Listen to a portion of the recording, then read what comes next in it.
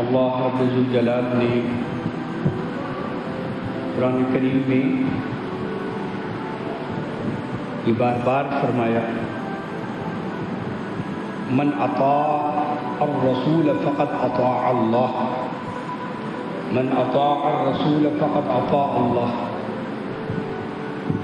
جو رسول کی اطاعت کرے وہ اللہ کی اطاعت کرنے والا سمجھا جائے گا۔ اللہ نے یہاں یہ نہیں فرمایا جو میری اطاعت کرے وہ رسول کی اطاعت کرنے والا سمجھا جائے گا، یہ نہیں کہا، بلکہ یہ کہا جو رسول کی اطاعت کر رہا ہے وہ میری اطاعت کرنے والا سمجھا جائے گا۔ یعنی رسول پاک صلی اللہ علیہ وسلم کو معیار بنایا اللہ نے کہ ان کی غلامی کر لو تم میرے بندے سچے ہو جاؤ۔ یہ مطلب ہے کہ میرے بھیجے ہوئے رسول کی غلامی کر لو، ان کی اطاعت کر لو تو تم میرے سچے بندے ہو جاؤ،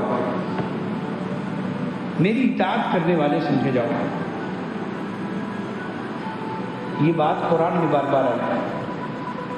پھر رسول پاک صلی اللہ علیہ وسلم نے حدیث میں اس طرح فرمایا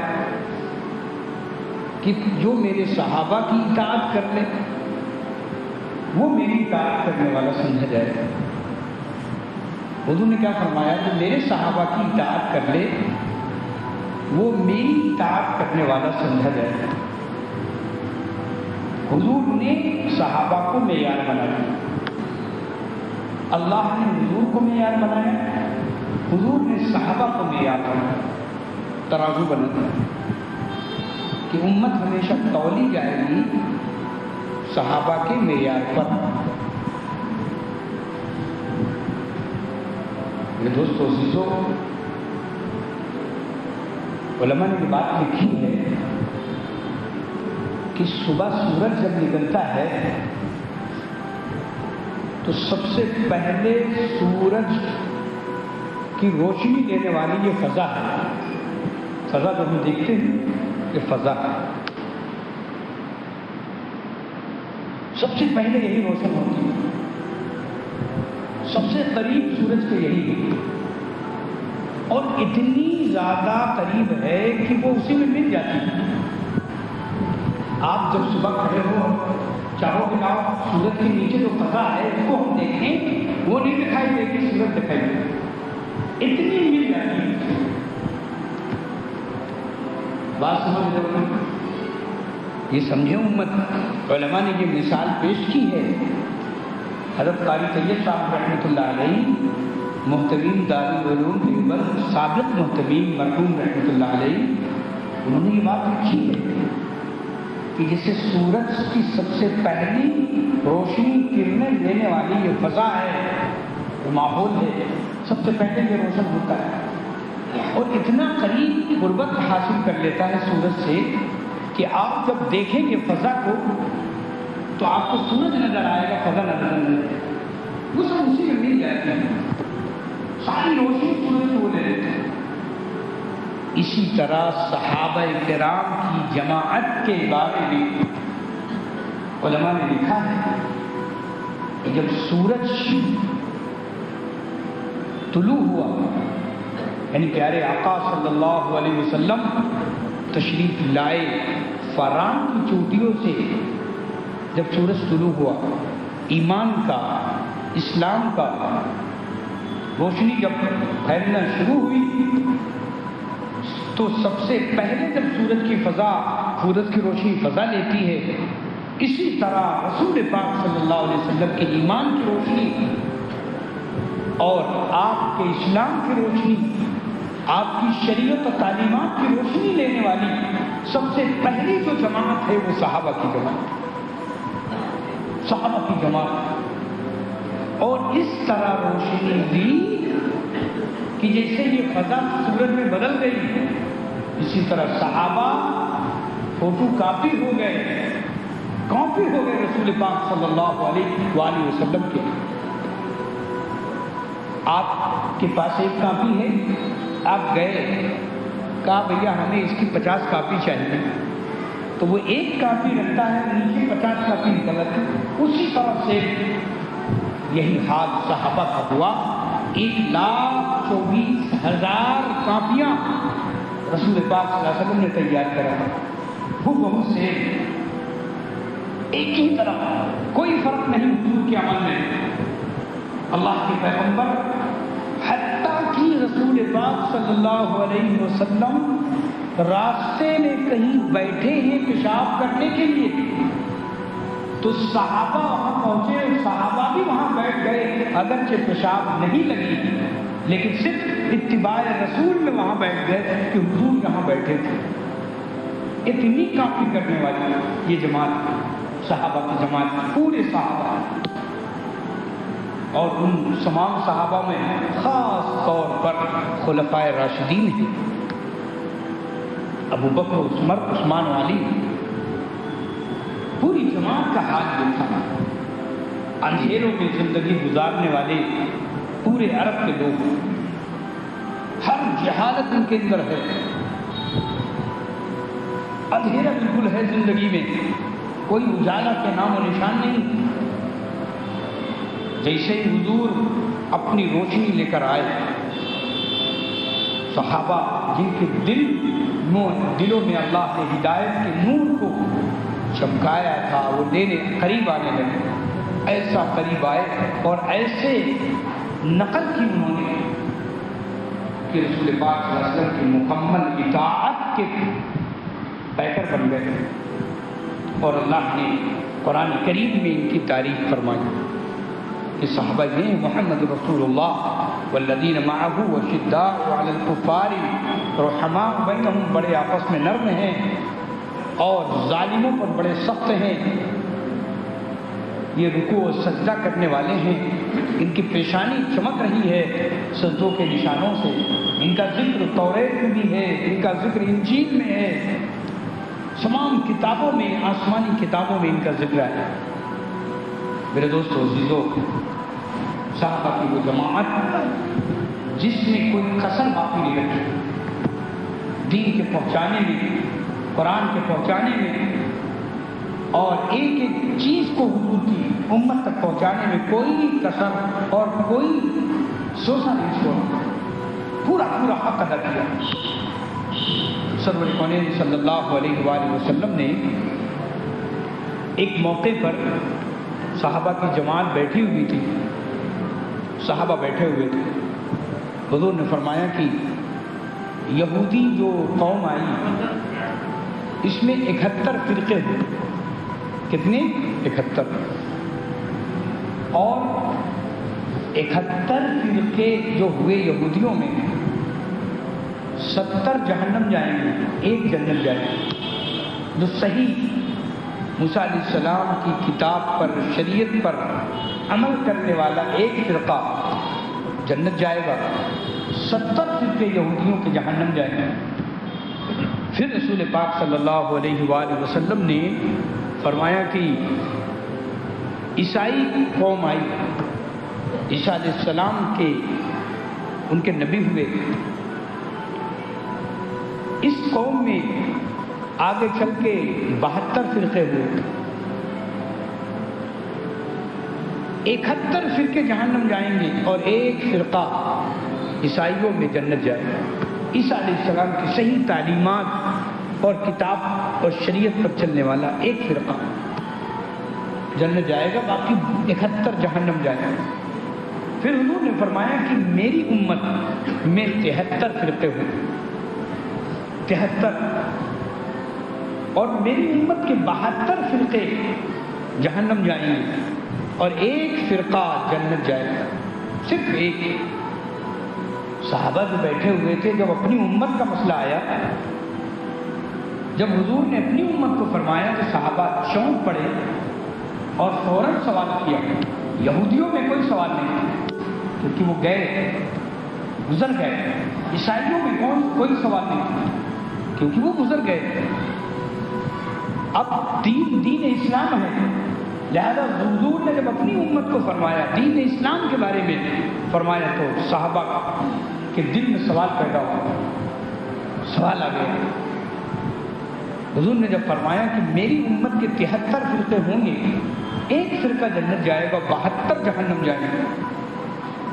صحابہ نے سوال کیا کہ اللہ کے پیغمبر، سوال کیا تھا؟ جو 72 جہنم جائیں گے ان کا سوال نہیں تھا، جو 72 فرقے جہنم جائیں گے وہ سوال نہیں تھا کہ کون کون ہوں گے۔ اس کی سوال یہ ہوا کہ جو ایک جنت جائے گا، اللہ کے پیغمبر آپ نے فرمایا ہے ایک جنت جائے گا، یہ کون ہوگا؟ سوال یہ، من ہم یا رسول اللہ، وہ کون ہے جو جنت جانے والا ایک فرقہ میری امت کا؟ رسول پاک صلی اللہ علیہ وسلم نے صحابہ کے سوال پر اس کی وضاحت فرما دی۔ کیا وضاحت کی؟ ہاں تمہارا سوال صحیح ہے، اب سنو اس کا جواب اور اس کی وضاحت۔ میری امت کا جو فرقہ جنت جائے گا، یہی تو سوال ہے، کون جائے گا؟ حضور نے فرمایا ما انا علیہ واصحابی، ما انا علیہ واصحابی، جو فرقہ جنت جائے گا میری امت کا وہ ہوگا کہ آج جس طریقے پر، جس راستے پر میں ہوں اور میرے صحابہ جس راستے پر ہیں، اس راستے پر چلنے والا فرقہ قیامت تک جنت جائے گا، باقی سب جہنم۔ یہ حضور نے صحیح حدیث میں اس کی وضاحت فرما دی۔ قیامت تک کے آنے والوں کے لیے ایک معیار بتا دیا، ایک ترازو دے دیا کہ ما انا علیہ واصحابی، جو فرقہ جنت جائے گا وہ ہوگا جو آج جس طریقے پر میں ہوں، جس راستے پر میں ہوں اور میرے صحابہ جس راستے پر چل رہے ہیں، ابو بکر، عمر، عثمان، علی، سعد و سعید، طلحہ و زبیر، حسن، حسین اور اہل بیت، اور اسی طرح سارے صحابہ، ازواج مطہرات، عائشہ خدیجہ الکبریٰ سے لے کر عائشہ صدیقہ سے لے کر اور تمام صحابہ جس طریقے پر رہے ہیں، جس ایمان پر رہے ہیں، جس اسلام پر رہے ہیں، جس شریعت پر چلے ہیں، اس شریعت پر چلنے والا، اس طریقے پر چلنے والا جو مسلمان مومن قیامت تک کے آئے گا وہ جنت جائے گا۔ ذرا غور کریں، حضور کی بات 100% صحیح ثابت ہوئی ہو رہی ہے، حضور کی ایک بات صحیح ہے۔ ایک بات میں آپ کو بتاؤں، ایک بہت اچھی بات یاد آ گئی۔ ابو ذر غفاری رضی اللہ تعالی عنہ نے حضور سے اجازت مانگی کہ میں اور بیوی اور میرا بیٹا اور میرے اونٹ جتنے ہیں، حضور جہاں اونٹ چراتے تھے، حضور کے اونٹ جہاں چراگاہ میں چرتے تھے، مجھے اجازت دے دیا میں وہیں رہوں، اللہ اللہ کروں، ذکر کروں، آپ کے اونٹ بھی دیکھوں گا۔ حضور نے فرمایا ابو ذر نہیں، نہ جاؤ، اے غفاری نہ جاؤ۔ ان کے بیٹے کا نام غفاری رکھا، ایک بیٹا تھا ابو ذر غفاری رضی اللہ۔ حضور نے فرمایا نہیں۔ حضرت ابو ذر کہتے ہیں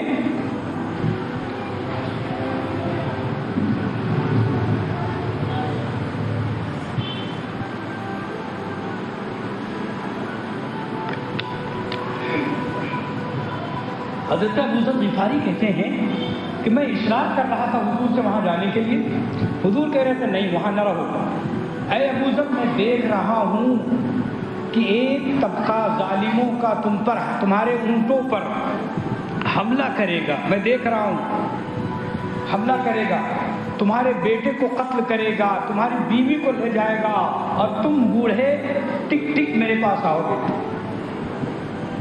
حضرت ابو ذر کہتے ہیں میں اس بات کو دھیان ہی نہیں دے رہا ہوں، میں اس اصرار کرتا ہے اللہ کے پیغمبر اجازت دے دیجیے، اجازت دے دیجیے۔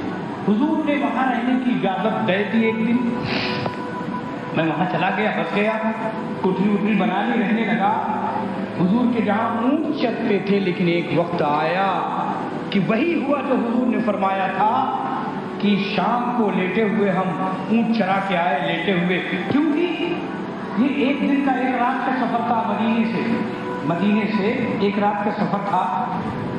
رات کو دودھ دھوتے اور وہیں ان کے بیٹے لے کر اپنی گھڑے میں جیسے میں صبح مدینے پہنچ جاتے تھے دودھ لے کر، اور وہاں جو بھی ہونا ہو حضور کے گھر میں، رہے، جتنا دودھ ہوتا تو بڑھتا تھا۔ تو کہتے تھے کہ میں رات کو سویا اور اس کے بعد کچھ لوگ آئے اور وہ میرا اونٹ کھولنے لگے، حضور کو اونٹ کھولنے لگے. میں نے مزاحمت کی، میرے بیٹا کھڑا ہو گیا اور جو ساتھ میں تھے ان سے لڑائی ہوئی، میرے بیٹا شہید ہو گئے میرے سامنے. اور میں 3 اور لوگ تھے، وہ بھاگ گئے، میرے بیٹے کو شہید کر دیا. میری بیوی کو پکڑ لے گئے، اونٹ کھول لے گئے اور میں کنارے چھو گیا. وہ سب چلے گئے اونٹ لے کے. میں حضور کے پاس اسی حالت میں پہنچتا ہوں جیسا حضور نے فرمایا تھا. اتنی 100% بات حضور کی سچی ہے. اس زمانے میں صحابہ نے اپنی آنکھوں سے دیکھا. حضرت ابوذر کہتے ہیں میں دیکھ رہا ہوں جو کئی سال پہلے حضور نے مجھ سے فرمایا تھا، وہی ہو رہا ہوا میرے ساتھ. حضور مسکرائے، کہا میں نے کہا تھا ابوذر تمہارے ساتھ لوں. حضور نے فرمایا تھا کہ عثمان غنی سے، اے عثمان غنی، ایک وقت آئے گا کہ تم کو ظالمانہ شہید کیا جائے گا، تم حق پر ہوگے. اللہ تمہیں ایک قمیص پہنائے گا، لوگ اس قمیص کو اتارنا چاہیں گے کہ عثمان اتارنا نہیں. اگر اس قمیص کو اتار دو گے تو قیام جنت کی خوشبو بھی نہیں پاؤ گے. اور وہ قمیص کیا تھی؟ خلافت. جو حضور خلیفہ اشارہ کر گئے وہی ہونا تھا. کسی کے کہنے سے کچھ نہیں ہوتا کہ وہ پہلے ہوتے. حضرت علی پہلے خلیفہ ہوتے، ان کے کہنے سے ہوگا. جو حضور فرما رہے وہ ہوگا کہ ان کے کہنے سے. یاد رکھو بہت حالات خراب ہیں. ایمان کے لٹیرے ہر گلی میں ہر جگہ بیٹھے ہوئے تمہارے ایمان لوٹنے کے لیے. یہ بار بار کہی جاتی ہے بات، بار بار کہی جاتی ہے. لیکن امت کا ایک طبقہ آنکھ بند کے ہوئے بس لطف مزہ آ رہا ہے، سینہ پیٹنے میں مزہ آ رہا ہے. کچھ بھی ہو، چاہے اچھا ہو غلط ہو، ہم کریں گے. ہم کسی کی نہیں مانیں گے، ہم کسی کی معنی میں نہیں سنیں گے. حالات بہت خراب. یاد رکھو ایک ایک صحابی کے بارے میں جو حضور نے فرمایا ہر ایک کے بارے میں سچ ثابت ہو رہا. اپنی آنکھوں سے دیکھا ہو. اے عثمان تمہیں قمیص پہنائے گا اللہ، لیکن تم کو اتارنا چاہیں گے لوگ، اتارنا نہیں. وہ خلافت، تم خلیفہ سوم ہو. میں آپ کو بتاؤں، حضور پاک امام الانبیاء صلی اللہ علیہ وسلم مدینہ ہجرت فرمائی سب سے پہلے قباء میں. آپ رکے چند دن، 40 دن 50 دن رک کر وہاں آپ نے مسجد کی تعمیر، مسجد قباء کی بنیاد رکھی. پھر آپ وہاں سے نکلے مدینے کی طرف. آپ کی اونٹنی جہاں بیٹھی تھی، جانتے ہو کیا تھا وہ؟ اونٹنی جہاں حضور کی بیٹھی تھی وہ خرمن تھا. خرمن کہتے ہیں کہ کھجور کے چند درخت لگے ہوں اور اس کے بعد کھجوریں اور جو باغ کی وہاں آتی ہوں، سکھائی جاتی ہوں، پھیلائی جاتی ہوں. جیسے گیہوں کا کھلیان ہوتا ہے، دھان کا کھلیان ہوتا ہے، وہ کھلیان کی جگہ. اور ابو ذر، سعد ابن عبادہ، 2 لوگ پہلے سے مدینہ آ چکے تھے اور دعوت شروع ہو گئی تھی اور کچھ لوگ ایمان ان کے ہاتھ پہ لے آئے. اور اس کے ایک صاحب سعد ابن عبادہ اور اسد ابن زرارہ. اسد ابن زرارہ کی وہ جگہ تھی، وہ وہاں ان کی کھجوریں پھیلائی جاتی تھی. باؤنڈری تھی، وہیں انہوں نے مسجد تھوڑی سی دیوار بنائی کچی اور مسجد کا قبلہ بنا لیا اور وہیں نماز پڑھتے تھے حضور کے آنے سے پہلے. اور 2 لطیف بچوں کی جگہ تھی، سہل اور سہیل کی، جو ان کی پرورش میں تھے. حضور کی اونٹنی وہاں بیٹھی، پہلے سے نماز وہاں ہو رہی تھی. وہ خرمن تھا، کھجوریں سکھائی جاتی. رسول پاک صلی اللہ علیہ وسلم کی اونٹنی جب بیٹھ گئی تو یہ اللہ کی طرف سے تھا کہ یہاں مسجد نبوی بنے گی. اسی جگہ حضور نے ان بچوں کو بلوایا. سب نے ہدیے کے طور پر پیش کرنا چاہا لیکن ہدیہ حضور نے نہیں قبول کیا. کہا یتیم بچوں کی جگہ ہے، ہم پیسے دیں گے، قیمت دیں گے اس کی تاکہ ان کا بھلا ہو. حالانکہ ہدیہ حضور قبول کرتے تھے. ہدیہ قبول کرنا سنت ہے، ہدیہ دینا بھی سنت، قبول کرنا بھی سنت. لیکن حضور نے یہاں ہدیہ قبول نہیں کیا. حضور نے یہاں کوئی ہدیہ قبول نہیں کیا کیونکہ وہ یتیم بچوں کی جگہ تھی، سہل اور سہیل کی. ان کو پیسے دیے جتنی پیسے، اور ان یتیم بچوں کو حضور نے بھی پیسے دیے اس زمین کے، جن کی سرپرستی میں تھے اسد بن زرارہ، انہوں نے بھی پیسے دیے کچھ، اور اسی طرح سعد بن عبادہ نے بھی پیسے دیے، تو ان کا بھلا ہو گیا۔ حالانکہ وہ لینا نہیں چاہتے تھے، انہوں نے خود کہا یہ ہدیہ، حضور نے کہا نہیں، پیسے دیں۔ وہ جگہ بک گئی، خرید لی گئی زمین، اور حضور نے فرمایا چلو گارا کون بنائے گا؟ ایک باہر کا آدمی آ گیا، روما نام کا یہ باقوب، اس نے گارا بہت اچھا بنا لیتا تھا، اس کو گارے پہ طے کر دیا، اور پکی اینٹیں، کچی اینٹیں، پتھر جو بھی ملا، حضور نے کہا لاؤ۔ سب سے پہلے جہاں بنیاد قبلہ ہونا تھا، حضور گئے، ایک پتھر اٹھایا، گارا رکھا گیا، اور حضور نے پہلی اینٹ رکھی، بسم اللہ۔ مسجد نبوی کی بنیاد ہے یہ، حضور نے پہلی اینٹ رکھی، بسم اللہ الرحمن الرحیم، یہ مسجد نبوی کی اینٹ ہے۔ پھر فرمایا ابو بکر کہاں ہے؟ صدیق اکبر آتے ہیں، حضور نے فرمایا اے ابو بکر تم اینٹ رکھو میرے بغل میں۔ حضرت ابو بکر صدیق، یہ صحیح روایت پیش کر رہا ہوں، تاریخ، اتہاس، کسی کے کہنے پہ نہ جائیے علی پہلے خلیفہ ہو جاتے، کیسے ہوتے؟ اللہ کے پیغمبر نے زندگی ہی میں ترتیب بنا دی تھی سب، اللہ نے جس کا جو مقام تھا وہ دیا۔ علی گھر کے آدمی ہیں، وہ بہت پاورفل ہیں، لیکن ابو بکر کو حضور کی نظر پڑ رہی ہے۔ علی تو گھر کے آدمی ہیں، لیکن جس نے پوری جان سب کچھ قربان کر دیا، حضور اس کو دیکھ رہے ہیں، یہ تو اپنے آدمی گھر کے ہیں، ان کا تو سب کچھ ہے ہی ہے، لیکن جو اصل قربانی دینے والا اس کو لاوا گیا۔ ابو بکر کو حضور نے بلایا، اے ابو بکر تم اینٹ میرے بغل میں رکھو، یہ مسجد نبوی کی بنیاد بتا رہا ہوں۔ حضرت ابو بکر نے بسم اللہ کیا اور ایک اینٹ رکھی حضور کے بغل میں، فرمایا عمر کہاں ہے؟ آؤ۔ حضرت عمر آئے اور کہا تم ابو بکر کے بغل میں اینٹ رکھ دو۔ ابو بکر کے بغل میں عمر نے اینٹ رکھی، گارا لگایا۔ اس کے بعد کہا عثمان کہاں ہے؟ عثمان آئے اور کہا عثمان تم اینٹ ان کے بغل میں، عمر کے بغل میں رکھ دو، رکھ دیا۔ پھر حضور نے فرمایا صحابہ موجود تھے، حضرت علی تو دوسرے کام میں تھے، وہ تو اپنے گھر کے آدمی تھے، ان کو تو ملنا نہیں تھا سب کچھ،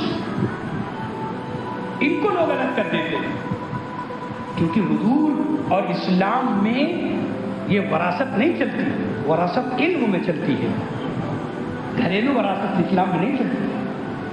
آپ نے اشارہ کیا، دیکھو حضور کے کوئی بیٹا زندہ حیات نہیں، یہ اللہ کا نظام تھا، اگر حضور کے بیٹا ہوتا کوئی تو لوگ ان کو آگے کر دیتے حضور کی وفات کے بعد کہ تم خلیفہ رہو، تو یہ وراثت گھر کی ہو جاتی، بپوتی ہو جاتی۔ اللہ نے رسول پاک صلی اللہ علیہ وسلم کے اسلام کو، سچائی کو بچایا، چلے گی علم سے چلے گی، حضور کا نبوت کا علم مجھے زیادہ جہاں ہو۔ اور پھر حضور نے صحابہ سے جو وہاں موجود تھے فرمایا دیکھو جیسے میں نے اینٹیں رکھوائی ہیں میرے بعد اسی طرح یہ خلیفہ ہوں گے صلی اللہ علیہ وآلہ وسلم۔ حضور نے اشارہ کیا، یہ لفظ آئے ہیں کتابوں میں کہ جیسے میں نے اینٹیں رکھی ہیں میرے بعد یہی سب ترتیب ہوگی، ابو بکر پہلے ہوں گے، عمر ہوں گے، عثمان ہوں گے، پھر حضرت علی رضی اللہ تعالیٰ سنبھالنے والے آئیں گے۔ 4 کے بعد 5واں نہیں ذکر کیا حضور نے، 5واں ہے ہی نہیں کوئی خلیفہ۔ حضرت حسن رضی اللہ خلیفہ ہوئے نبوت والے، لیکن 6 مہینے کے بعد صلح ہو گئی، تو 4 ہی پر خلافت رک گئی، لیکن حضور نے 3 کو آگے کیا، ابو بکر عمر، یہ ترتیب بتائی۔ اور ایک نہیں، یہ تو میں ایک جگہ بتا رہا ہوں، حضور کی آپ سیرت پڑھیں تو بار بار یہ چیزیں ملیں گی۔ حضور نے ابو بکر کو آگے کیا، حضور بیمار رہے تو مسجد میں کون نماز پڑھائے گا؟ عمر کو نہیں کہا، عثمان کو نہیں کہا، علی کو نہیں کہا، حالانکہ یہ سب داماد ہیں، خسر ہیں کوئی، آپ نے کہا ابو بکر کہاں ہے؟ این ابو بکر؟ اے عائشہ، یا عائشہ مرو ابا بکر صلی بالناس، ابو بکر کو بلاؤ وہ لوگوں کو نماز پڑھائے، میں بیمار ہوں، میں نہیں پڑھا سکتا، امامت ابو بکر کریں گے۔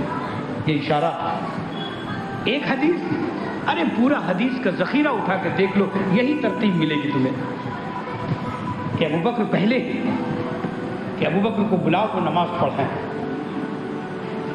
رسول پاک صلی اللہ علیہ وآلہ وسلم نے بہت سے موقع پر یہ ترتیب بتائی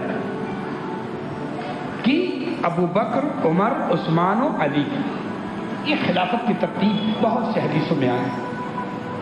تو میرے دوستو عزیزو، میں یہ کہہ رہا تھا کہ ہم صحابہ سے، پوری امت صحابہ سے الگ نہیں ہو سکتی.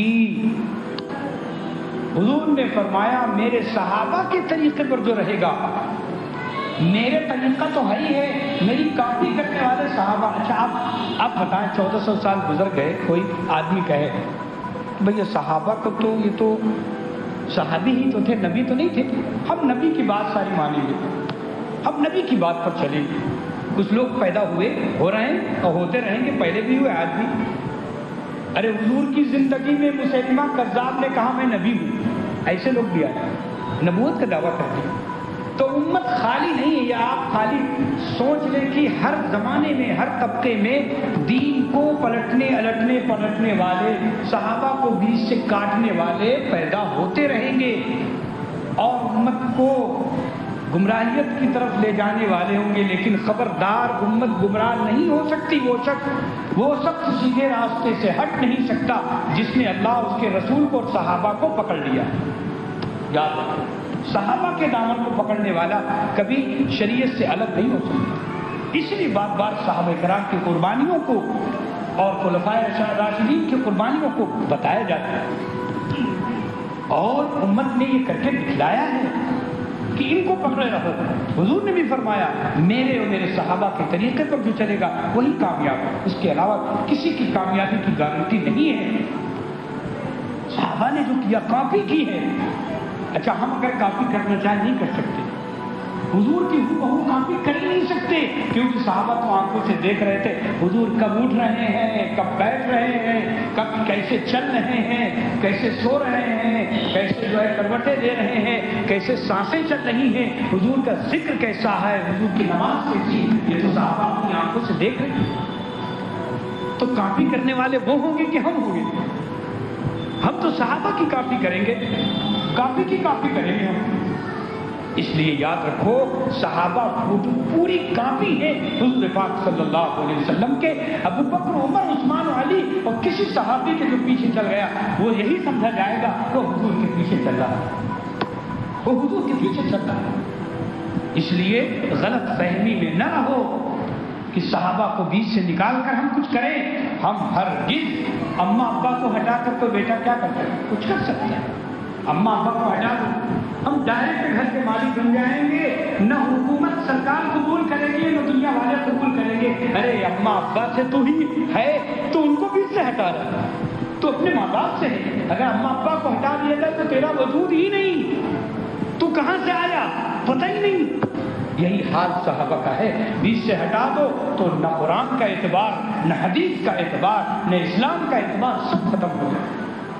اس لیے صحابہ ستاروں کے مانند حضور نے فرمایا، اور یہ بڑے بڑے چاروں خلفاء اور ایک ایک صحابی، ہم ان کے نقش قدم پر چلنے والے. ہمارا ایک ایک بچہ، ایک گشت کرنے گئی جماعت، ایک بچے سے نے کہا تم کیا بنو گے؟ کوئی انجینئر، کوئی ڈاکٹر، کوئی کیا بنے گا؟ ایک بچے نے کہا صحابہ بنے گے. کہا یہ صحابہ کون سی ہوتی؟ بھائی انجینئر ڈاکٹر تو سب جانتے، صحابہ بنیں گے کہاں؟ میرے گھر میں تعلیم ہوتی ہے، صحابہ کا تذکرہ ہوتا ہے، ہم ان کے نقش قدم پر چل کر ہم صحابہ بنیں گے، صحابی بنیں گے. یہ بچوں کا معیار ہے. صحابہ کرام کی قربانیاں تذکرہ ہونا چاہیے.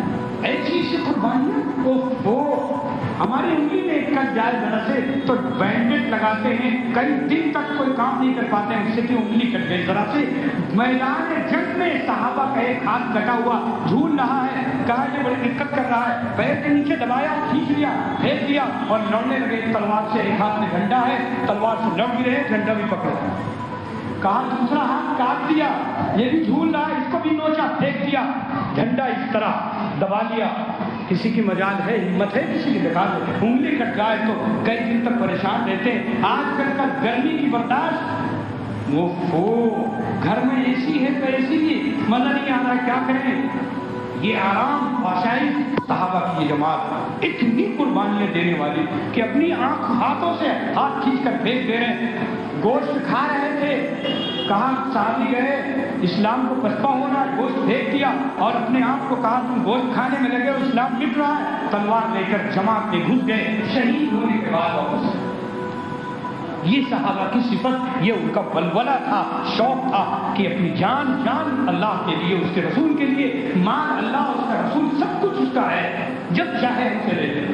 اللہ تعالیٰ نے یہی صفت عطا فرمائے اور ان صحابہ کرام کے نقش قدم پر چلنے کی توفیق عطا فرمائے. وآخر دعوانا الحمدللہ.